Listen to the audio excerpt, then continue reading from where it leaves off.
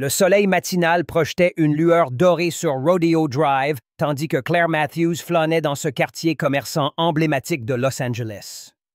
À 45 ans, elle dégageait une confiance discrète, ses cheveux blonds mi-longs attachés en une simple queue de cheval. Son t-shirt blanc, son jogging gris clair et son maquillage minimaliste reflétaient sa préférence pour le confort plutôt que l'extravagance, malgré son accès à un luxe illimité. Aujourd'hui était un jour spécial. L'anniversaire de son mari Robert approchait. Après 15 ans de mariage avec l'un des investisseurs les plus prospères de Los Angeles, elle savait que trouver un cadeau significatif demandait de la réflexion, pas seulement un budget illimité. Elle avait repéré la montre vintage parfaite dans Élégance, une boutique exclusive connue pour sa collection soigneusement sélectionnée d'articles de luxe. Claire consulta sa montre. 10h30. Robert la rejoindrait ici à midi avant leur réservation pour le déjeuner. Cela lui laissait amplement le temps d'acheter la montre et de la faire emballer. Elle s'arrêta devant la vitrine rutilante d'Élégance, admirant les articles exposés avec art. À l'intérieur, des lustres en cristal illuminaient la boutique, où un personnel élégamment vêtu s'occupait de clients tout aussi bien habillés. Prenant une profonde inspiration, elle poussa la lourde porte vitrée et entra. L'air frais climatisé l'enveloppa, accompagné d'un subtil parfum de luxe. Une cloche tinta doucement, annonçant son arrivée, bien que personne du personnel ne leva immédiatement les yeux. Claire se dirigea vers une vitrine contenant des montres vintage et des bijoux. Ses yeux se posèrent sur la pièce qu'elle avait recherchée. Une montre rare des années 1960, à l'histoire aussi riche que son artisanat. Robert apprécierait autant l'élégance que l'histoire de cet objet. « Puis-je vous aider ?» demanda enfin une voix, polie dans les mots, mais condescendante dans le ton.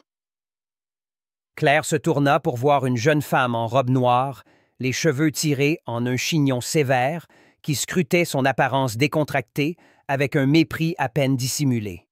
« Oui, je suis intéressée par cette montre vintage, » dit Claire, désignant la pièce qu'elle était venue chercher. La vendeuse haussa un sourcil. « Cet article coûte 85 000 $. Claire hocha la tête. « Je suis au courant du prix.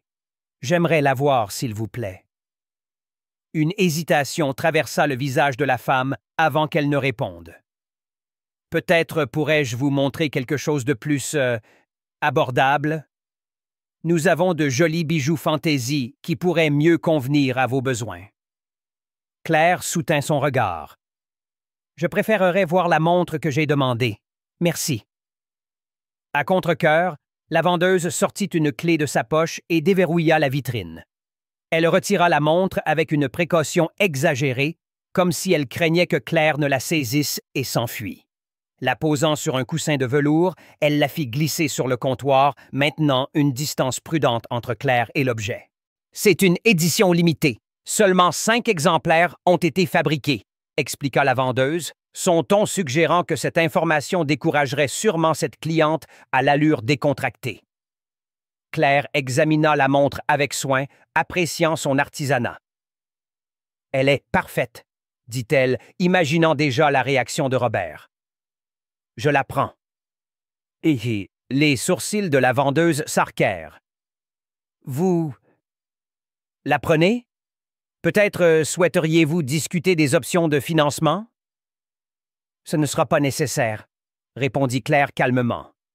De l'autre côté de la boutique, un homme impeccablement vêtu aux cheveux gominés observait l'interaction avec des yeux plissés.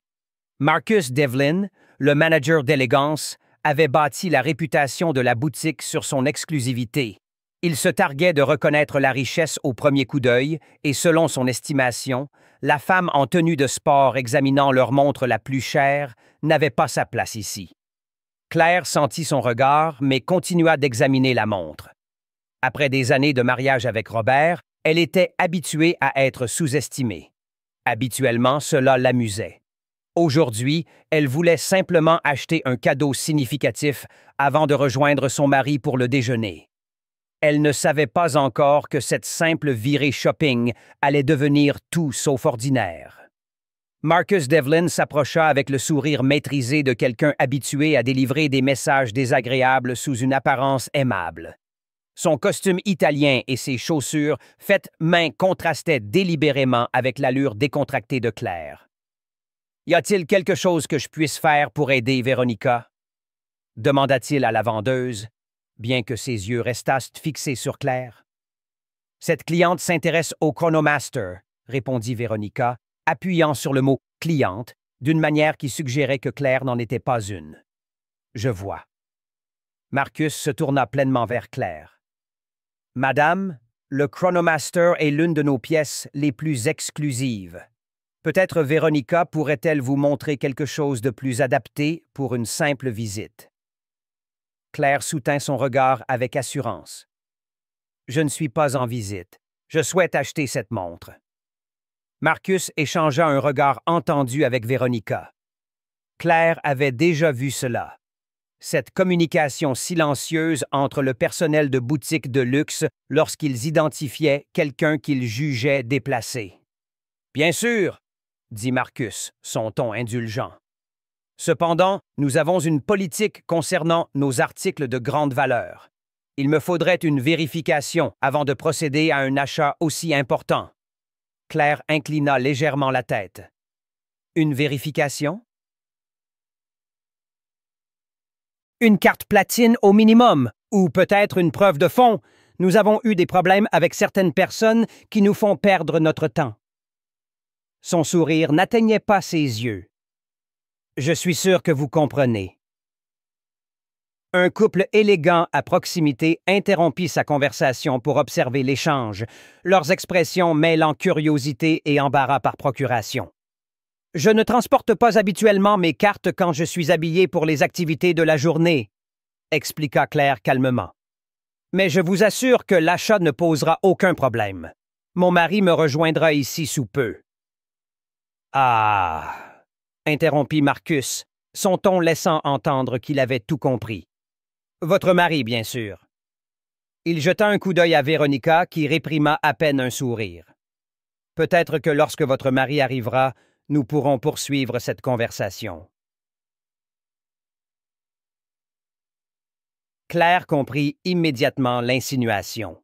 Il pensait qu'elle inventait un mari riche, une tactique apparemment courante parmi certaines personnes. « La montre est une surprise pour lui, » expliqua Claire, sa patience commençant à s'effriter. « Je préférerais finaliser l'achat avant son arrivée. » Marcus fit mine de consulter sa montre.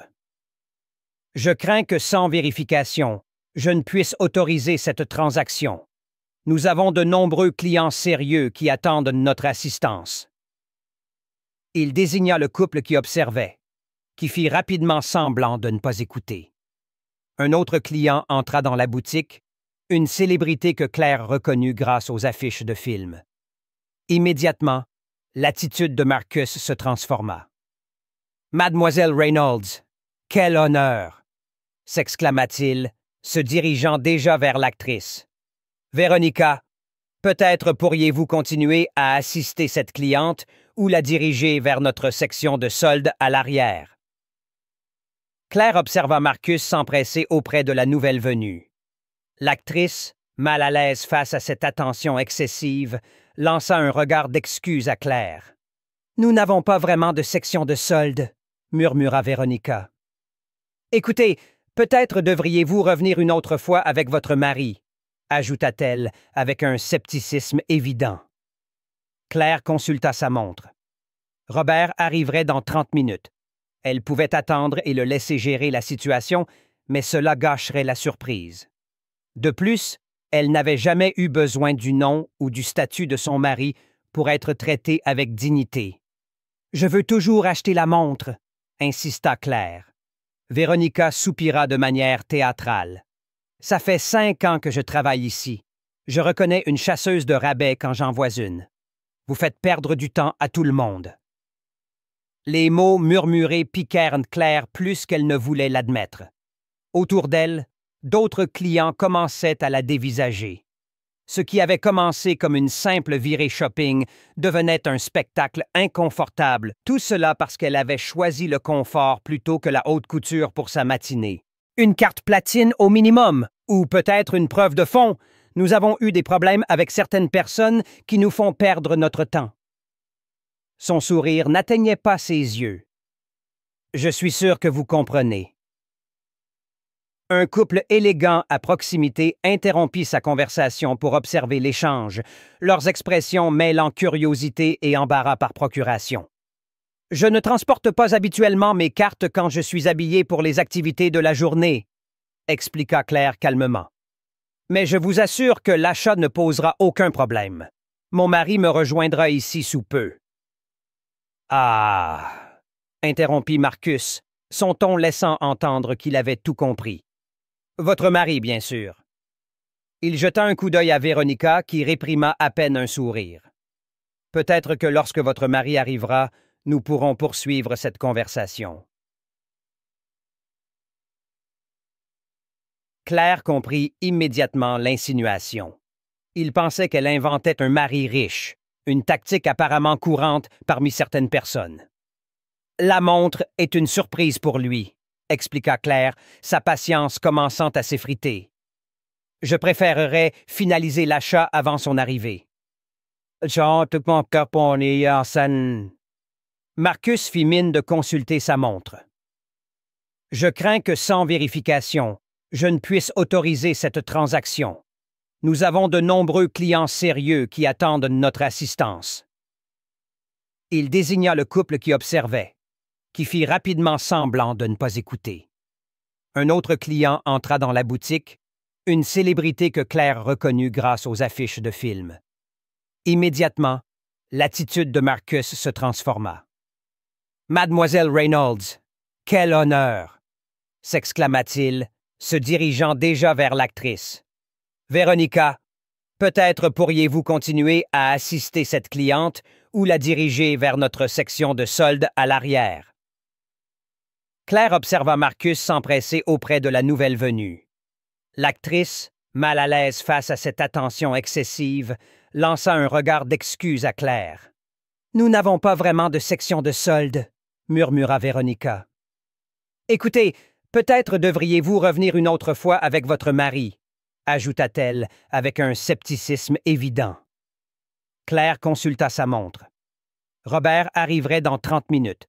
Elle pouvait attendre et le laisser gérer la situation, mais cela gâcherait la surprise. De plus, elle n'avait jamais eu besoin du nom ou du statut de son mari pour être traitée avec dignité. « Je veux toujours acheter la montre », insista Claire. Véronica soupira de manière théâtrale. « Ça fait 5 ans que je travaille ici. Je reconnais une chasseuse de rabais quand j'en vois une. Vous faites perdre du temps à tout le monde. » Les mots murmurés piquèrent Claire plus qu'elle ne voulait l'admettre. Autour d'elle, d'autres clients commençaient à la dévisager. Ce qui avait commencé comme une simple virée shopping devenait un spectacle inconfortable, tout cela parce qu'elle avait choisi le confort plutôt que la haute couture pour sa matinée. La situation dégénéra rapidement lorsque Marcus revint après avoir accompagné l'actrice à la section des bijoux. Son expression s'était durcie, son vernis professionnel s'effaçant alors qu'il s'approchait de Claire. « Madame, je crois que nous avons été plus qu'accommodants, » dit-il, la voix basse mais le ton tranchant. « Mais il devient évident que vous n'êtes pas une acheteuse sérieuse. » Claire redressa les épaules. « J'ai été parfaitement clair sur mon intention d'acheter la montre. Pourtant, vous n'avez aucun moyen de prouver que vous pouvez vous le permettre. » Il jeta un regard dédaigneux à ses vêtements simples. « Nous avons vu cela auparavant.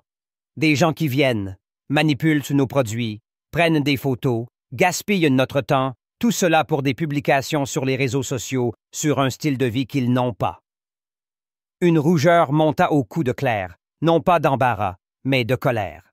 « Je n'ai pas besoin de prouver ma valeur en fonction de mon apparence. » La patience de Marcus céda visiblement. « Assez. Je dois insister pour que vous quittiez les lieux. »« Pardon? » Les yeux de Claire s'écarquillèrent. « Vous m'avez entendu. » Il désigna la porte. Soit vous produisez une vérification des fonds, soit vous sortez de ma boutique. Nous servons une clientèle spécifique et vous perturbez notre environnement commercial. Les quelques clients présents s'étaient tus, créant une bulle d'attention inconfortable. Une femme murmura quelque chose à son compagnon, tous deux lançant des regards jugateurs à Claire. « C'est ridicule », dit Claire, sa voix ferme malgré son indignation croissante. « Je suis une cliente qui souhaite payer. »« Non, » rétorqua Marcus, « vous n'êtes pas cliente. Vous n'avez rien payé et je ne crois pas que vous le puissiez. » Il s'approcha, envahissant son espace personnel. « Maintenant, je ne le redemanderai pas. Partez avant que je ne sois forcé d'appeler la sécurité. » Quelque chose dans son ton, cette certitude absolue qu'elle n'avait pas sa place, fit comprendre à Claire que protester davantage ne ferait qu'aggraver la scène. Avec une dignité silencieuse, elle s'éloigna du comptoir. « La manière dont vous m'avez traité en dit bien plus sur vous que sur moi, » dit-elle doucement. Marcus esquissa un sourire narquois, prenant son bras. « Les gens comme vous n'ont pas leur place ici, » dit-il, la guidant fermement vers la sortie. « Essayez peut-être les grands magasins du centre-ville. » En atteignant la porte, il lâcha son bras avec une légère poussée, pas assez forte pour être qualifiée d'agression, mais suffisamment claire dans son intention. La porte vitrée se referma derrière elle avec un clic définitif, laissant Claire sur le trottoir de Rodeo Drive. Le soleil californien semblait soudain trop éclatant, trop révélateur.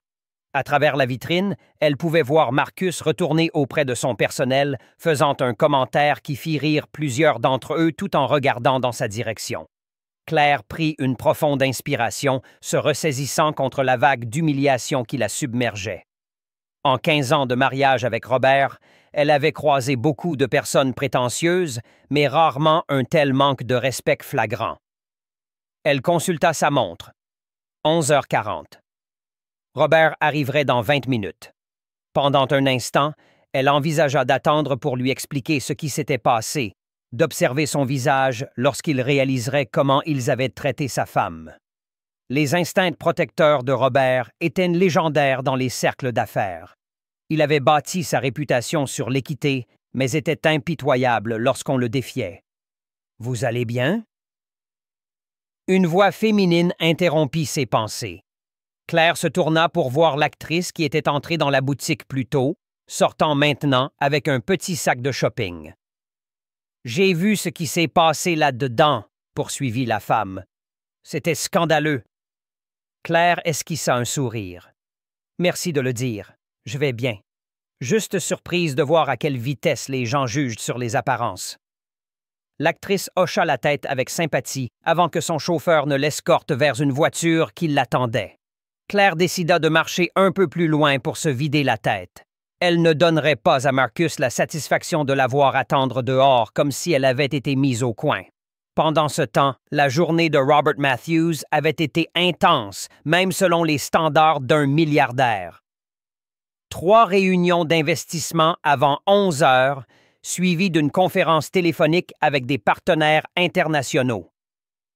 Mais la perspective du déjeuner avec Claire l'avait maintenu concentré. Ces moments tranquilles ensemble étaient précieux au milieu de son emploi du temps chaotique. À 11h45, son chauffeur gara le SUV noir aux vitres teintées près de la boutique Élégance. Robert ajusta sa cravate bleue en vérifiant son reflet dans la vitre teintée. À 48 ans, ses cheveux sombres montraient des touches distinguées de gris haut tempe et son costume bleu marine taillé sur mesure mettait en valeur sa silhouette athlétique entretenue par des entraînements matinaux. « Attendez ici, James !» ordonna-t-il à son chauffeur. « Ça ne devrait pas être long. » Robert s'approcha de la boutique, cherchant Claire du regard sur le trottoir.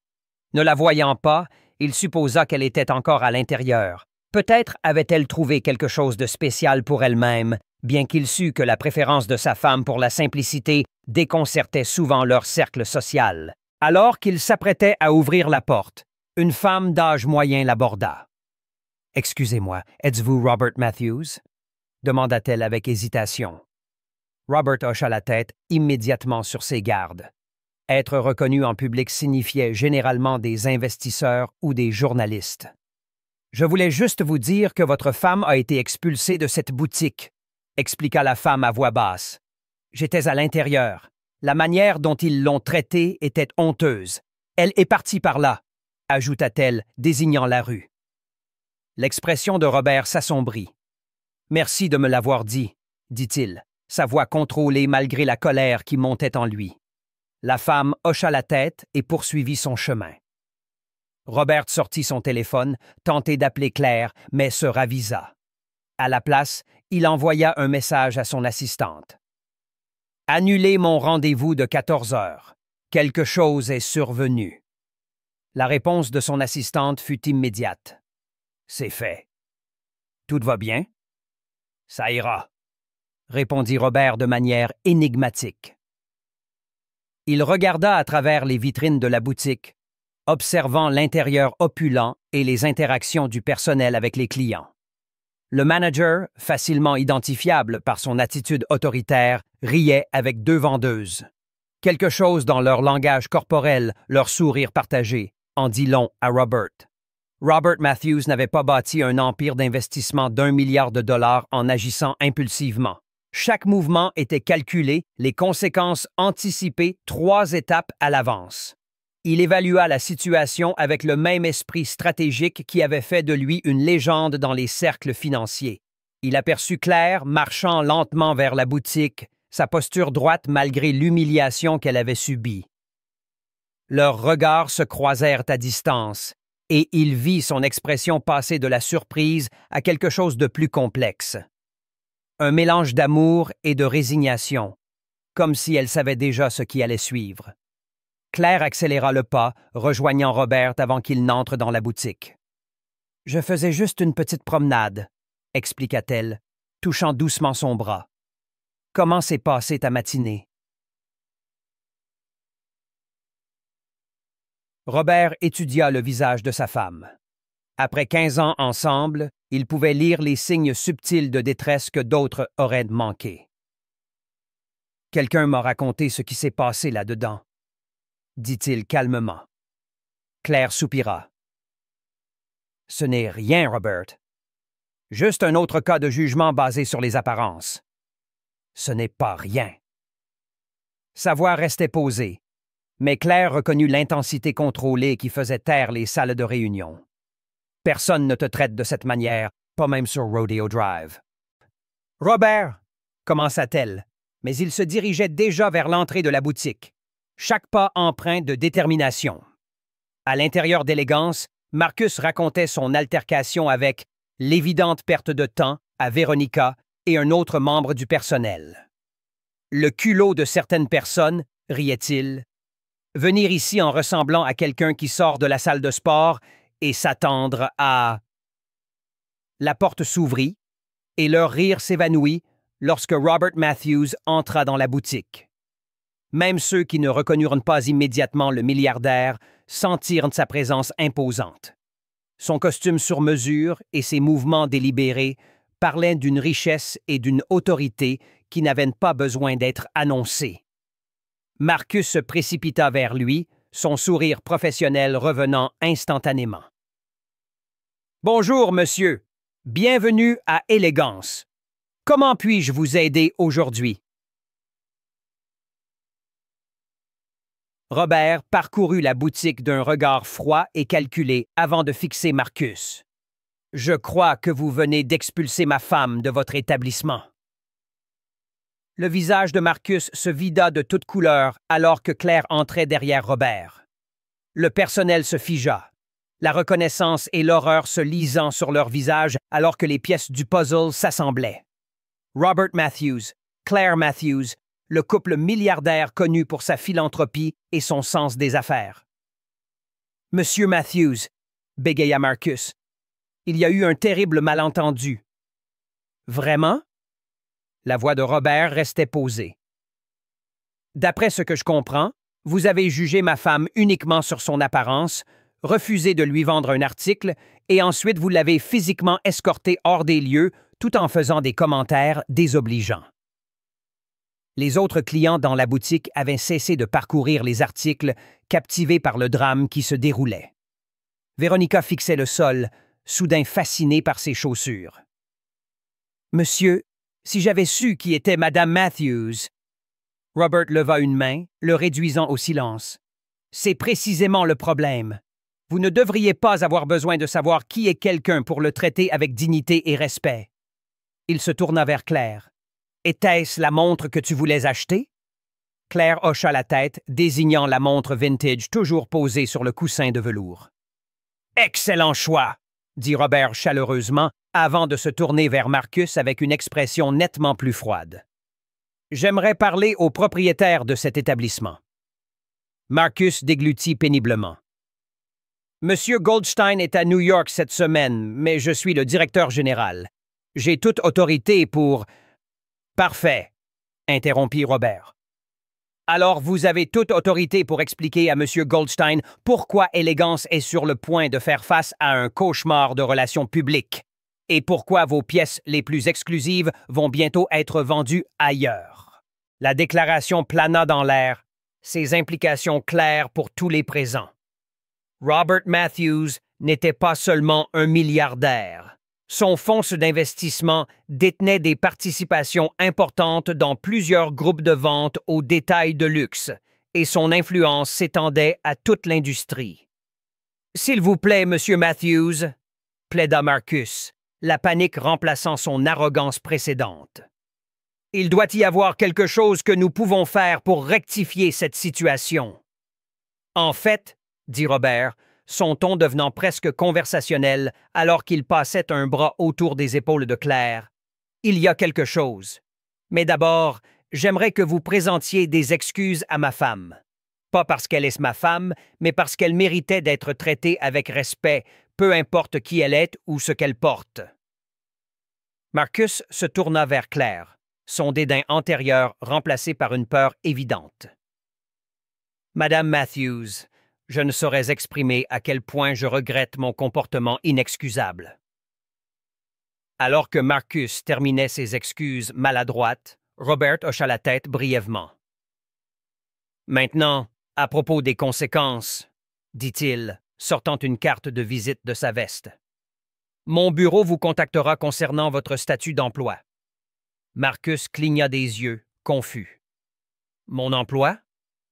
Ai-je oublié de mentionner? » Le sourire de Robert était dénué de chaleur. « Mon groupe d'investissement a acquis une participation majoritaire dans Goldstein Luxury Retail le mois dernier. Les formalités se finalisent aujourd'hui. Techniquement, je suis votre patron maintenant. » Un souffle collectif parcourut la boutique.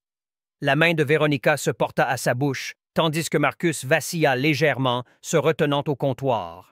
« Mais plutôt que de simplement vous licencier, » poursuivit Robert, « j'ai une idée plus constructive en tête. Élégance lancera un nouveau programme le mois prochain, une formation à la sensibilité pour tous les employés, dispensée par des experts en biais inconscients et en service client équitable. » Il se tourna vers Claire, dont l'expression s'était légèrement adoucie. « Et ma femme a gracieusement accepté de superviser le développement de ce programme. » Claire n'avait rien accepté de tel, mais elle comprit la stratégie de Robert. Il ne s'agissait pas seulement de punition, mais de changement significatif. Elle hocha la tête, jouant le jeu. « Votre alternative, » ajouta Robert en se tournant vers Marcus, « est une démission immédiate. » Marcus regarda entre eux, l'humiliation luttant contre l'instinct de survie. « J'apprécierais l'opportunité d'apprendre et de m'améliorer, monsieur. » Robert consulta sa montre. « Excellent! La formation commence la semaine prochaine. Maintenant, si vous voulez bien finaliser l'achat initial de ma femme, nous avons une réservation pour le déjeuner à honorer. » Avec des mains tremblantes, Marcus traita la transaction pour la montre vintage. Les mêmes mains qui avaient poussé Claire hors de la boutique enveloppaient maintenant soigneusement son achat dans un emballage haut de gamme. L'hostilité précédente de la boutique fut remplacée par une déférence mortifiée. Alors que le couple quittait Élégance, des murmures éclatèrent de derrière eux. L'histoire se répandrait sur Rodeo Drive avant la fin de la journée, une leçon sur le danger de juger les gens sur leur apparence. Au déjeuner dans leur restaurant préféré, Claire et Robert savourèrent un moment tranquille de satisfaction. « Était-ce vraiment nécessaire ?» demanda-t-elle avec un petit sourire. Robert prit sa main par-dessus la table. « Absolument. Pas parce que tu es ma femme, mais parce que personne ne mérite un tel traitement. » En effet, les choses les plus précieuses de la vie ne sont pas exposées dans les vitrines des boutiques. Le caractère, la gentillesse et la dignité se trouvent sous les apparences les plus simples. Si cette histoire a touché votre cœur, n'oubliez pas de vous abonner à notre chaîne pour d'autres moments forts de justice et de connexion humaine. Nous aimerions savoir d'où vous nous regardez dans les commentaires ci-dessous. Rappelez-vous, dans un monde prompt à juger sur les apparences, votre gentillesse pourrait être l'exception dont quelqu'un a besoin aujourd'hui. La possession la plus précieuse est un esprit compatissant, quelque chose qu'aucune boutique de luxe ne peut vendre. À la prochaine, continuez à croire en la puissance de la dignité.